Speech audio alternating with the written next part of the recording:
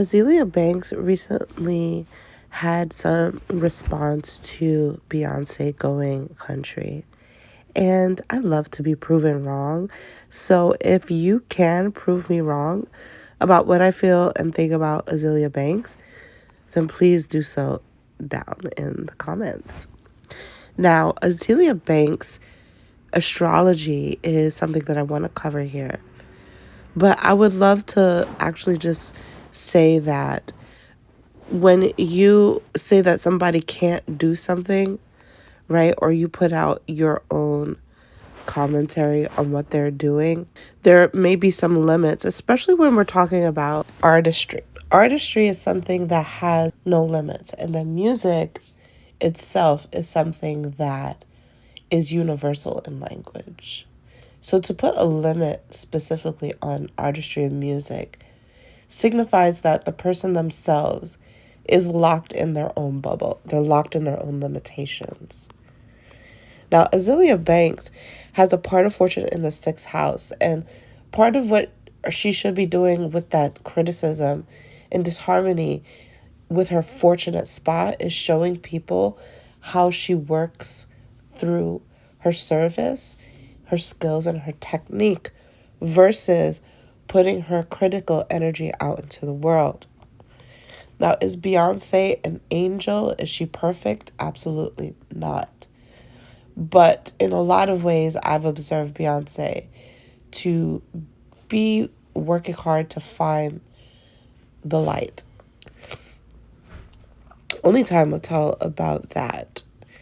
Azealia has the North Node in Capricorn. And this is a placement that needs to be their own boss, their own entrepreneur, the authority of something. So all of that emotions, that those sensitive feelings, like when you see her on Wild and Out, all of those things are her South Node. That's her South Node taking impact. And the thing about the South Node is that when we stay in that too much, we actually get stuck. We get limited because the South Node is connected to our past lives. We're supposed to be moving forward than staying in our past life energy. However, it can be difficult for some people to go beyond their South Node. Actually, that's even myself. Anybody who has planets by the South Node actually tends to need to be there a little bit longer. They may have to overcome that planet. For Azealia Banks, this is Venus. So this is a perfect example of her experience on Wild and Out when she actually felt overly sensitive about the jokes coming at her, and then at the same time turned it and spinned it about being dark-skinned and how that is something that she felt they were attacking her on because of that. Now, I have to at least first say that it's very true in what Azealia Banks is talking about when it comes to the experience of dark-skinned women and how they have been joked on, especially if you grew up in the 80s or 90s. This, and probably in the 2000s too, this is still something that plagued a lot of people. So Azealia Banks, being in her South Node with Venus there, still has, let's call it, unfinished business that she carries into this world in order to overcome, and specifically to help those who are struggling with that in the current space of time.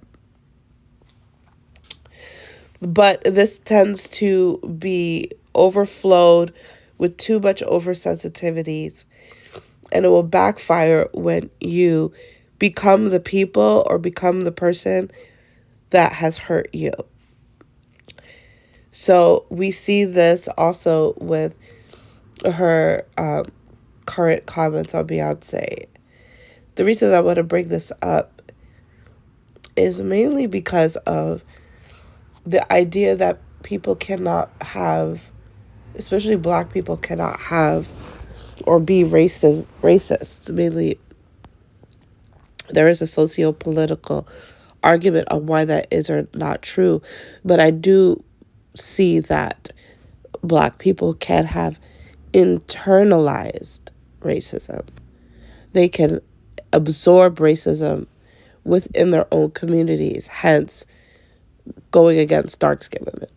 And they can have these issues with not being comfortable, right? If you're in the underprivileged version of that racism, then you may not be as comfortable, right, in your own skin. Therefore, you have a combativeness against people who are lighter skinned or people who so-called have pretty privilege. So this is what I would say about Azealia Banks, is that she exhibits signs of internalized racism.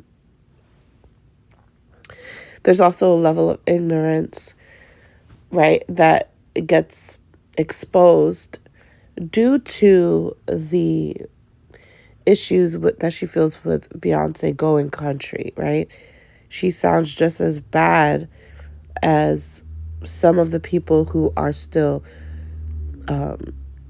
rejecting Beyonce on country radios and in the country genre, because as we can see, and as you research, their country roots are deeply in the African American diaspora and experience.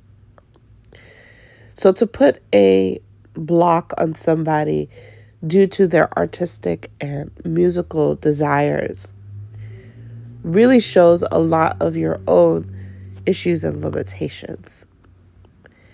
One thing that I also see is that she has Mercury in the 12th house. This is a position that can be your fault. People who have Mercury in the 12th house need a lot more consciousness of self, and they can not be aware. They can be illusioned by what they're saying. The 12th house has so much layers to it on the subconscious level. These people are very psychic. Sometimes the psychic ability creates spiritual arrogance, and it puts people in the physical realm as almost as if they think they know everything. And people who have Mercury in other placements are just not able to compete with them on a spiritual level, because they do communicate. They can communicate with the other realm. But the issue is that when you come back to the physical world, there are specific things that can't be comprehended sometimes, that they're not able to truly digest and understand, because there is a difference between communicating with the spiritual realm versus the physical realm.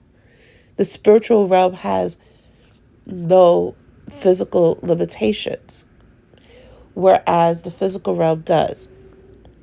And there are certain rules and boundaries within the physical realm of understanding that Mercury cannot always comprehend. And so people who have Mercury in the 12th house lack a lot of self, not acknowledgement and accountability, until they do something that gives them some sort of talk therapy in a comfortable, controlled environment, like therapy, psychology, counseling, things like that. So Azealia Banks, in a lot of ways, indirectly, has been doing the work that she needs to do, especially, I think, with that South Node in Venus. But a lot of her needs to come out of that and into the 9th house, where you have a more objective point of view. And you could see things from a higher stance, like an eagle looking down on all the birds that it could take out, because she has the ability to see all of the stuff. She probably sees things that even we don't see. about Beyonce, about the industry. But in choosing how you approach it matters in the physical realm. And the ninth house is saying, see it from a positive point of view. Do not continuously focus on just the negative.